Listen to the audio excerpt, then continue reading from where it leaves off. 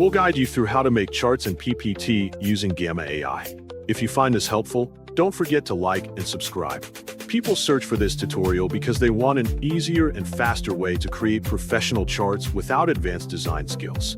Tools like Gamma AI simplify the process by automating layouts and visuals, helping users save time while producing clean presentations, especially for school, business, or content creation purposes. To make charts in PowerPoint using Gamma AI, begin by opening your web browser through the Windows Start button on your computer and selecting Google Chrome or any browser you prefer. Next, click on the search bar, type gamma.app, and press enter on your keyboard to access the website. Once it loads, click the Start for Free button displayed on the screen.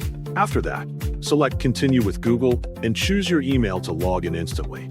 When the dashboard appears, move your cursor to the Create New button and click it to begin a project. A menu will open, so click Generate to proceed. In the top menu, select Presentation as your format. Then click the text input box and type your topic, for example, how to make charts in PPT using Gamma AI. Next, choose the number of cards based on how many pages you want in your presentation. Select your preferred language, then press Enter or click Generate Outline to continue. Wait a moment while Gamma automatically creates the presentation structure for you. To customize the design, scroll to the Theme section, click View More, pick a theme you like, and select it.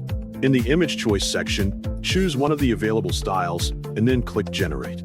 To add charts, move your cursor to the right sidebar and select Charts and Graphs. You can choose from various chart types, including line, area, and column charts. Click and hold your chosen chart, then drag it into your slide to insert it. To edit the chart, click on it and select Edit Chart to adjust the data or appearance.